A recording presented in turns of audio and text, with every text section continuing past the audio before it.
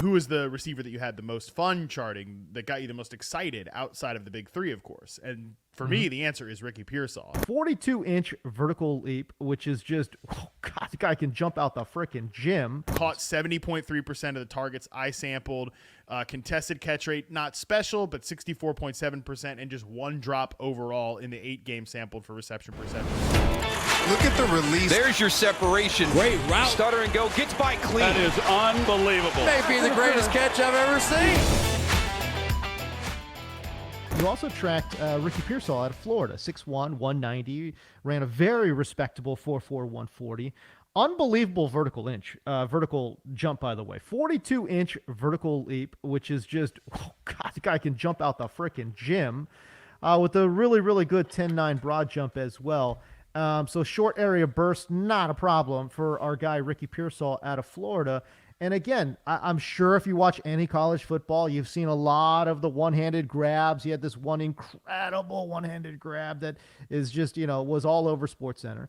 But I think he's a little bit more than that as well. I got to be honest with you. This is I think the power of reception perception, because it's really difficult, I think, to separate Ricky Pearsall from the quarterback play. And I think you've done that.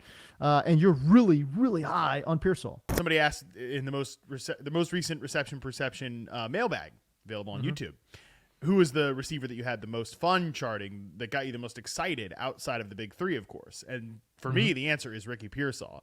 Nice. I think this guy is really good, and he's a blast to watch because he's very good, I think, at everything. Now, we're talking about a guy here who took 51.4% of his sampled snaps in the slot. That's the majority, obviously, but it's not a ton. We just talked about Roman Wilson. It's much less than Roman Wilson. It's less than some of these other guys that are kind of around the top of the class.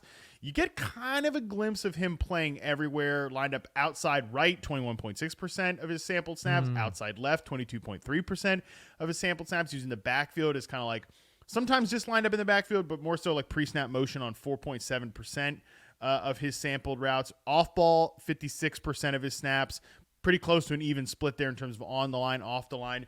So I don't know that like Ricky Pearsall is going to be an X receiver in the NFL, but you do get some glimpses of him playing there. Like, I think this is a guy that showed you in college, at least on this 2023 film, that he can play all three positions, at least to a solid degree. Now, I think his most likely home is as a flanker slot, but I don't look at his profile, most notably the 87th percentile success rate versus man coverage, and think like this is not a player who could not work on the outside. And like, I'm actually, we can talk about this and expand on this more later. I've really gone back and forth on who do I like better between Ricky Pearsall and Ladd McConkey, because I talked about how much I liked Ladd McConkey's profile as a not, lunch pail gym rat slot receiver, but a guy that truly wins downfield. By the way, Ricky Pearsall also white, but I don't think he's an exclusive slot receiver, and he's actually better against press coverage than Ladd McConkey with the 44% success rate versus press. Ricky Pearsall,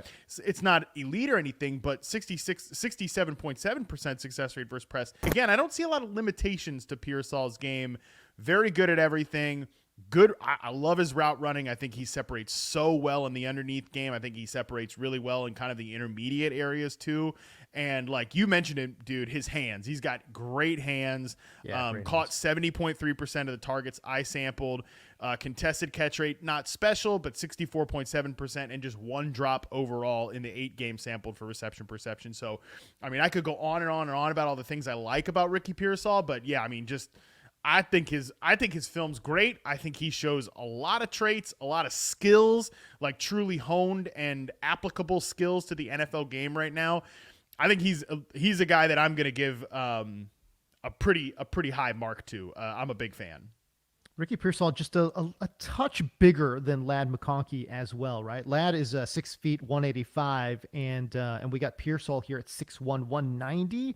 And I got to be honest with you, I was actually surprised by the 190. He plays bigger, plays stronger, I think, than what that 190 would show. I was actually really surprised that he weighed in at 190. I could have sworn he was a 200-pound receiver just by the way he plays. You know what I mean?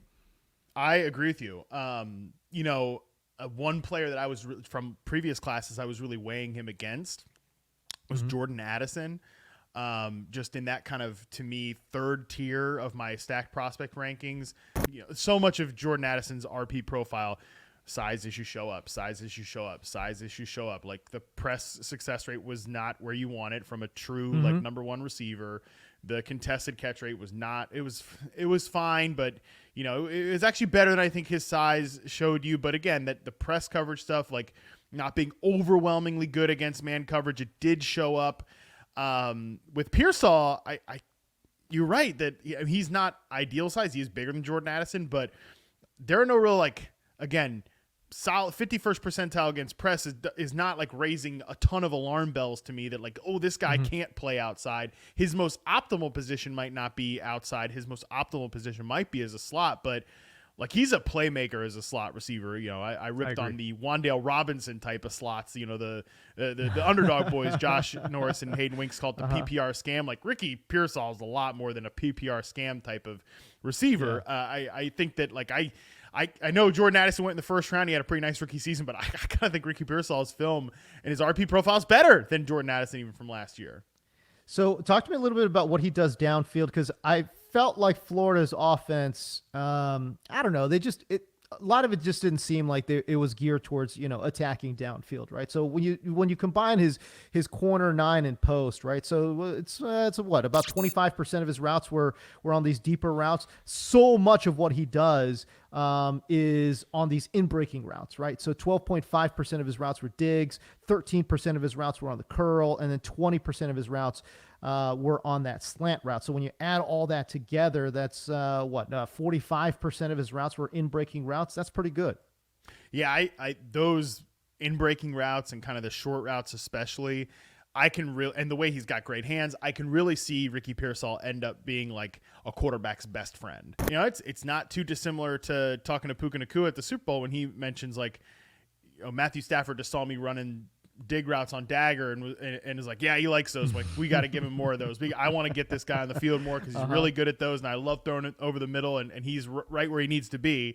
I could kind of see Ricky Pearsall kind of having that same sort of effect, right? Where this guy's just always in the right spot. His fundamentals are clean. He gets to his landmarks. He's on time with everything. Great hands. Great hands. Let's give him on those in-breaking routes because I can kind of find him early on in his routes and I'm trying to move the chains on third down or I'm trying to look for an outlet receiver on first or second down where we're maybe trying to push the ball down the field. That's sort of where I see Ricky Pearsall having the most value. But at the same time, you mentioned the downfield stuff.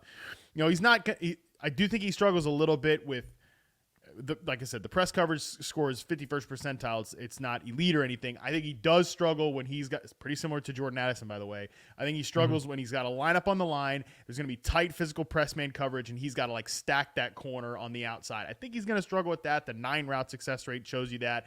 I believe it's what? It's 47.4%, which is obviously below the prospect average. That's really not his strength. But if you can line him up and give him free releases – and have him work post routes. He's got to cross a defender's face maybe or kind of sell the corner, go post, sell the post, go corner. I think he can do that well in man coverage and zone coverage situations. Splitting safeties, very good at that on these kind of shot plays, post corners, whatever. I like Ricky Pearsall as a downfield threat in that regard. I think that's where we're talking about a guy he can maybe go from being kind of that quarterback's best friend to kind of take the next step there. Yeah, I think especially when you start taking a look at the totality of his scores, a lot of it lines up with what you see from really good outside wide receivers in the NFL, whether we're talking about, okay, he's 87th percentile collegiate score in terms of beaten man coverage, right? That's great for winning on the outside. Then you take a look at what he does on the corner and the post, 65% success rate on the corner, 74% success rate on the post. Again, these are routes where, if you're winning this on the outside, this is pretty good stuff, right? So it's an interesting, like I said, it was, and again, this is why you make the money, man, because I swear to God, you pop on Ricky Pearsall tape and it really is difficult unless you have that trained eye.